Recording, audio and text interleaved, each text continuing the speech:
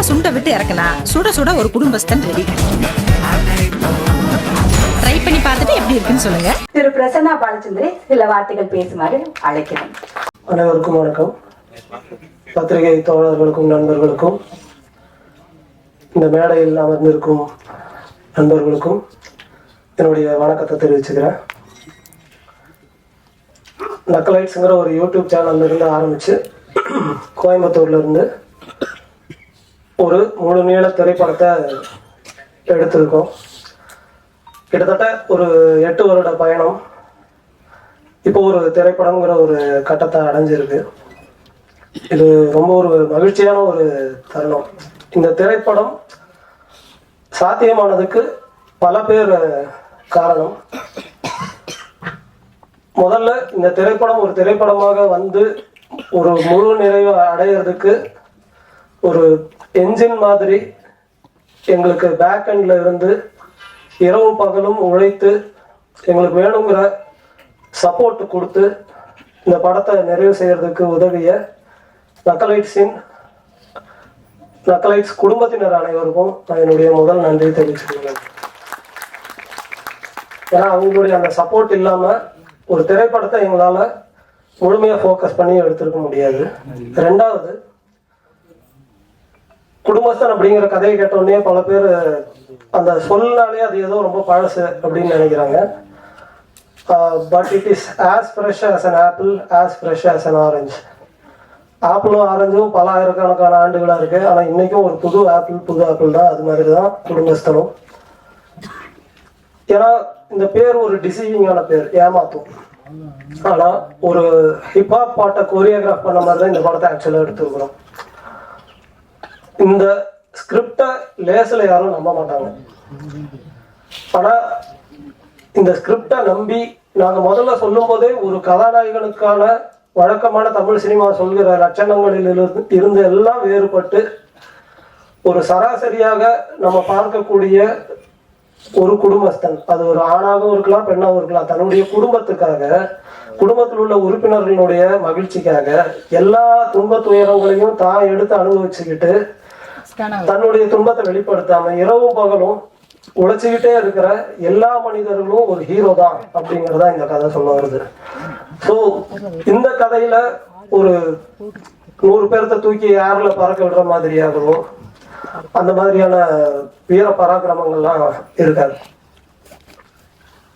அப்போ இந்த ஒரு ஹீரோவை யார் நம்புவா அப்படிங்கிற ஒரு சூழ்நிலையில இந்த படத்தை மணிகண்டன் சார் அவர் இந்த கேரக்டர் பண்ணா ரொம்ப பொருத்தமா இருக்கும்னு நானும் ராஜேஷும் நம்புறோம். இந்த ஹீரோ நம்பி வந்தார். இந்த கதையை அவர் நம்பினாரு. இந்த கதை கண்டிப்பா ஜெயிக்கும் அப்படின்னு சொன்னாரு. இந்த கதையின் மீது எங்களுக்கு இருந்த நம்பிக்கையை அவர் மேலும் வலுப்படுத்தினார். ஸோ நான் மணிகண்டன் சாருக்கு இந்த நேரத்துல நான் என்னுடைய மனமார்ந்த நன்றிகளை தெரிவிச்சுக்கிறேன். ஒரு கொலீக்ஸா தான் எங்களுடைய பயணம் தொடங்குச்சு. ஆனா இந்த படம் நிறைவா இருக்கிற இந்த தருணத்துல கிட்டத்தட்ட நாங்க ஒரு சகோதரர்கள் போல ஆகிட்டோம். I am very happy.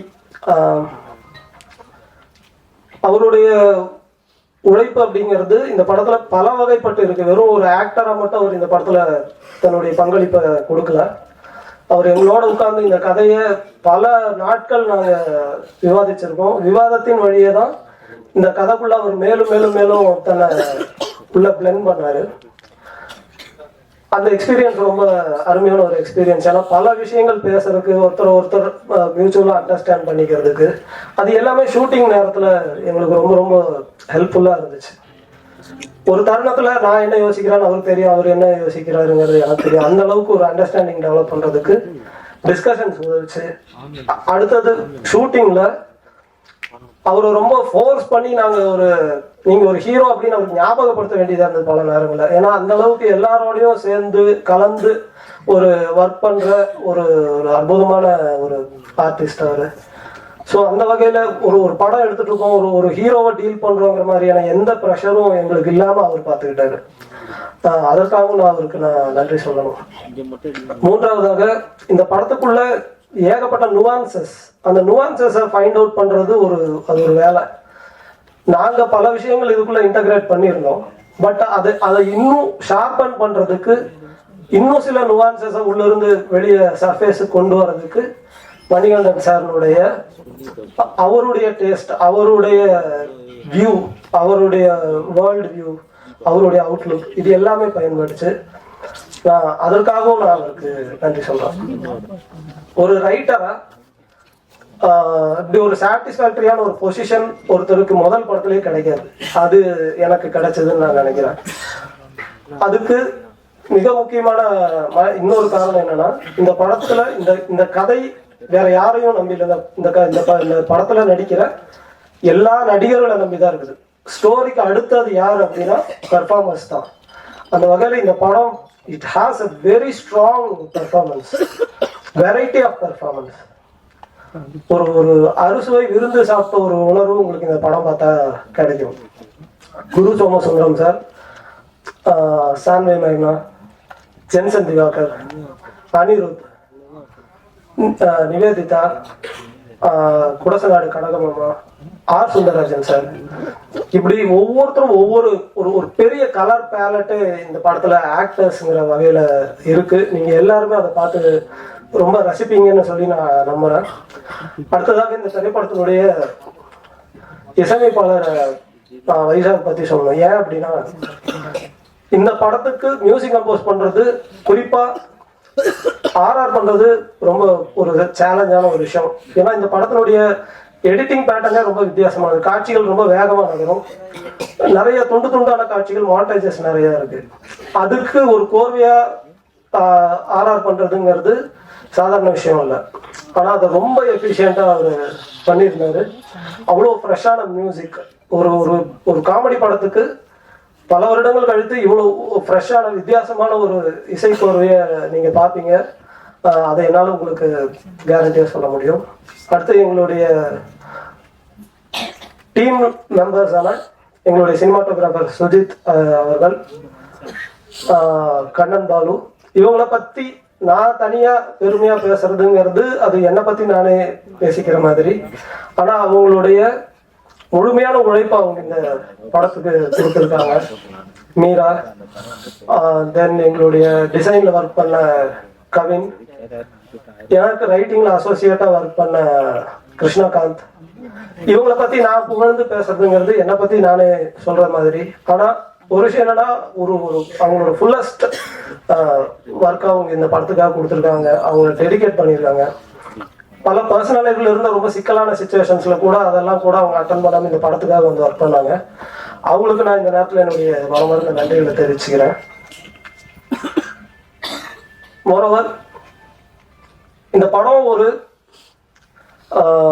நான் பேசுறது ரொம்ப சீரியஸான டோன்ல இருக்குன்னு நினைக்கிறேன். ஆனா படம் அப்படி இருக்காது. நீங்க எல்லாருமே ரொம்ப செலிப்ரேட் பண்ணி என்ஜாய் பண்ணி பாக்குற வகையில தான் இந்த படத்தை எடுத்துருக்கோம். ஏன் அப்படின்னா, வாழ்க்கை அப்படிங்கிறது எல்லா துன்பங்களுக்கும் நடுவில் நம்ம தேடிட்டே இருக்கிற சந்தோஷத்தினாலதான் அந்த லைஃப் மீனிங்ஃபுல்லாகுது. அந்த சந்தோஷத்தை இந்த படத்துல ஒரு டிப்பர் லாரியில கவுத்துற மாதிரி சந்தோஷத்தை கவுத்து இருக்கிறோம். நீங்க பார்த்து என்ஜாய் பண்ணணும்னு சொல்லி நான் உங்களை கேட்டுக்கிறேன். எங்களுடைய ப்ரொடியூசர் பத்தி நான் சொல்லணும், வினோத் சார் பத்தி. வினோத் சார் என்னுடைய சகோதரர் போல. நான், இயக்குனர் ராஜேஷ், எங்களுடைய தயாரிப்பாளர் வினோத் அவர்கள் எல்லாருமே ஒரு அறையிலிருந்து கிளம்பி வந்தவங்க. இந்த படத்தினுடைய அப்போ அவர் ஒரு எக்ஸிக்யூட்டிவ் ப்ரொடியூசரா அந்த வேலை செஞ்சுட்டு இருந்த தருணத்துல என்கிட்ட ஏதாவது கதை இருக்காயா அப்படின்னு சொல்லி கேட்டாரு. ஒரு குடும்ப கதை இருக்குன்னு நான் சொன்னேன்னா வேணாம் அப்படின்ட்டாரு.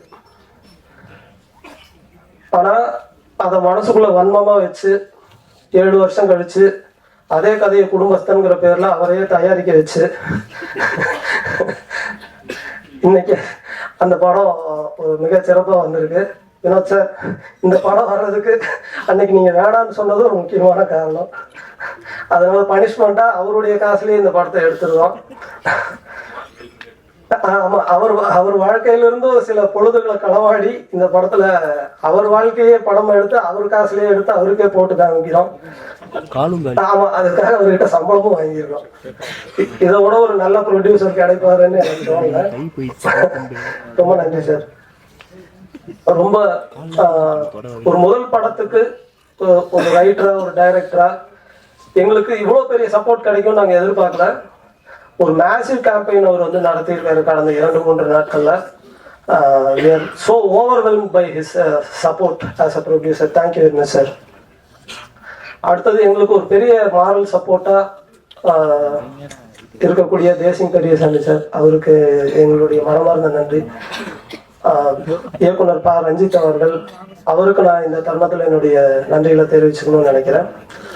இன்னும் இண்டஸ்ட்ரியில் இருக்கக்கூடிய பல டைரக்டர்ஸ், மடோன் அஸ்வின் அவர்கள், நம்ம அயலி திரைப்படத்தின் இயக்குனர் அருண் அவர்கள், இப்படி நிறைய டைரக்டர்ஸ் பேக் எண்ட்ல எங்களுக்கு ரொம்ப மாரல் சப்போர்ட்டா இருந்து எங்களை உற்சாகப்படுத்தியிருக்காங்க. அவங்க எல்லாருக்குமே நான் இந்த நேரத்தில் என்னுடைய நன்றிகளை தெரிவிச்சுக்கிறேன். கிட்டத்தட்ட எல்லாம் குறிப்பிட்டிருக்கேன்னு நினைக்கிறேன். யாரையாவது விடுபட்டிருந்தா மன்னிக்கணும். நாங்க ஒரு யூடியூபரா இருந்து பல பரிசோதனை முயற்சிகள் நாங்க அதுல செஞ்சப்போ, ஒரு கோயம்புத்தூர்ல இருந்து இதை செய்யறாங்க அப்படிங்கிறது இல்லாம அந்த கண்டென்ட்னுடைய ஒரு நேர்மைக்காக, அதுல ஏதோ ஒரு ஊர்ல இருக்கிற பசங்க அதுக்காக ஒரு டெடிகேட்டடா வித்தியாசமா சில விஷயங்கள் செய்யறாங்க அப்படிங்கிற வகையில அந்த தமிழ்நாடு முழுக்க இருக்கக்கூடிய அனைத்து பத்திரிகையாளர்களும் ஊடகத்தை சேர்ந்தவங்களும் ரொம்ப பெரிய அளவுல ஆதரிச்சிருக்காங்க. நக்கலைஸ் தொடங்கிய முதல் வருஷத்திலேயே பத்திரிகை நண்பர்களுடைய ஆதரவையும் பாராட்டையும் அவங்களுடைய சரியான நேரத்துல சரியான விமர்சனங்களும் எங்களுக்கு ஒரு மிகப்பெரிய சப்போர்ட்டா அமைஞ்சிருந்திருக்குது.